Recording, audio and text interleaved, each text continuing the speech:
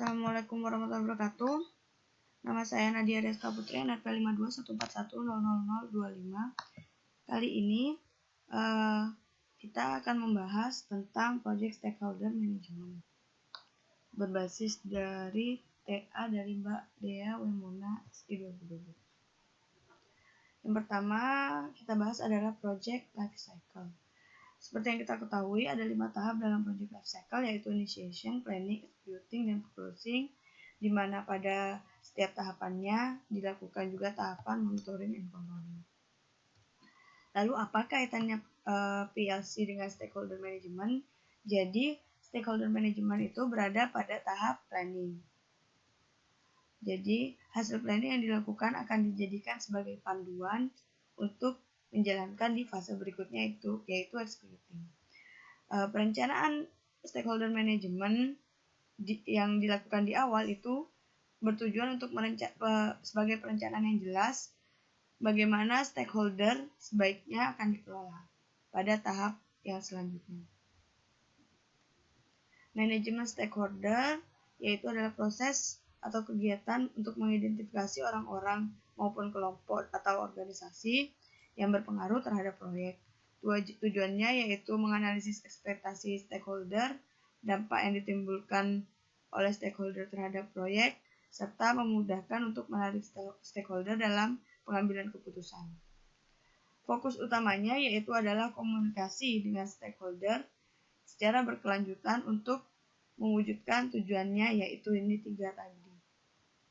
Serta mempermudah mengelola konflik atau perbedaan pendapat antar stakeholder. Dan key objektifnya yaitu kepuasan stakeholder. Mengelola stakeholder. Jadi project itu adalah by people for people. Bagaimana cara mengelola stakeholder? Yang pertama adalah who. Kita harus mengetahui siapa saja stakeholdernya. Lalu how level.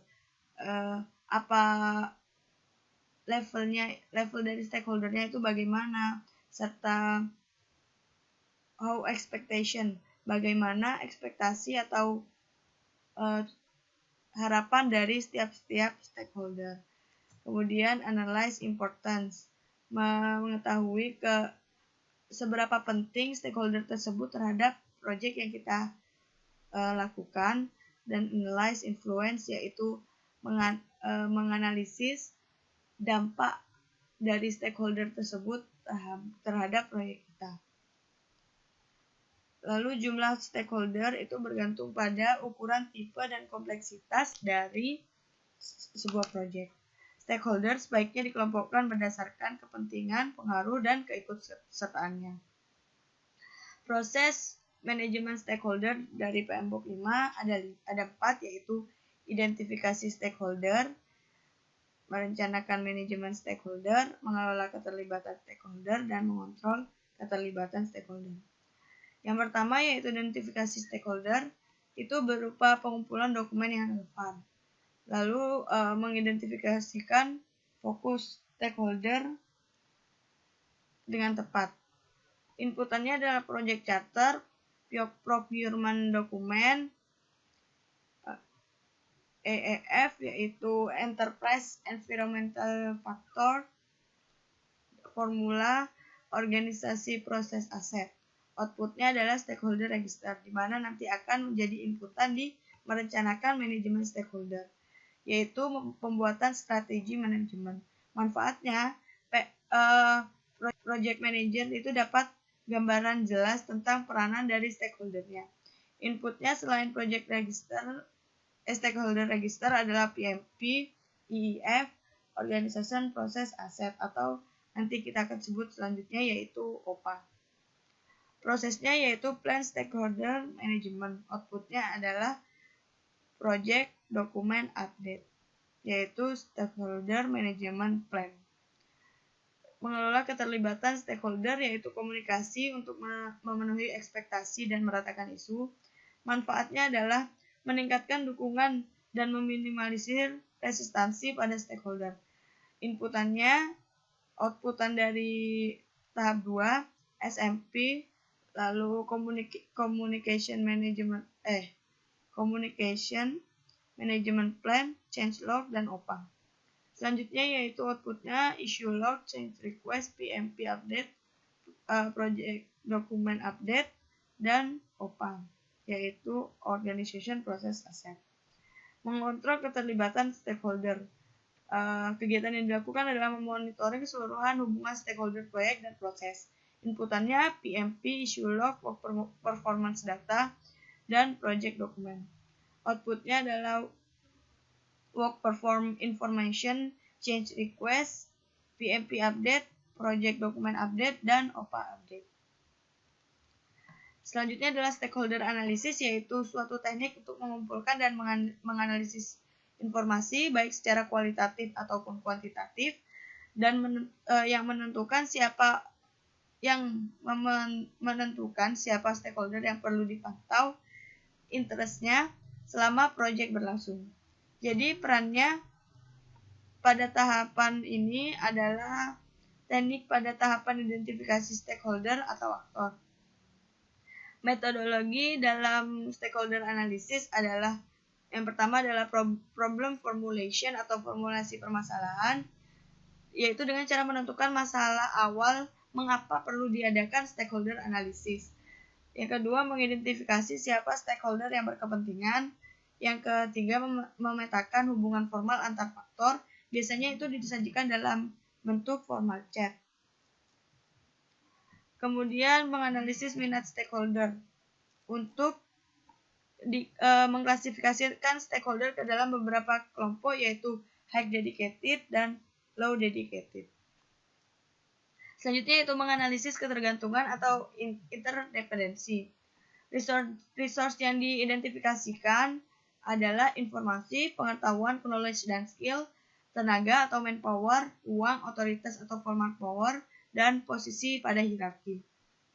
Organisasi itu adalah kemampuan untuk menggerakkan suatu resource yang ada. Jadi semakin tinggi posisi pada hierarkinya, maka semakin tinggi pula organisasinya. Resource dependency antar dua stakeholder atau lebih bergantung pada seberapa pentingnya resource tersebut dapat digantikan. Berikut adalah error reference source not found. Yang pertama adalah limited dependency dan limited important, jadi tidak begitu penting, dan limited option to be replaced, yaitu kemungkinan untuk digantinya itu sangat kecil, maka dia low dependency. Lalu ada dapat dengan mudah di replace dan sedikit tidak penting, maka dia juga low dependency. Penting namun dapat dengan mudah di replace, maka dia low dependency. Namun yang high dependency adalah peranannya itu sangat penting resource tersebut, tapi kemungkinan untuk digantinya sangat kecil. Itu termasuk high dependency. Yang selanjutnya adalah memvisualisasikan hasil minat dan analisis resource ke dalam matrik power atau interest. Yang pertama adalah interestnya bagi resource tersebut. Apabila dia low dan kekuatannya itu low juga, maka dia terdapat pada matrik A, yaitu minimal effort. Yang kedua yaitu dia memiliki ketertarikan yang tinggi namun tidak memiliki kekuatan yang tinggi, maka dia termasuk dalam B, yaitu keep informed, yaitu tetap diinformasikan. Yang ketiga yaitu dia tidak memiliki ketertarikan terhadap proyek tersebut namun memiliki kekuatan yang cukup besar, maka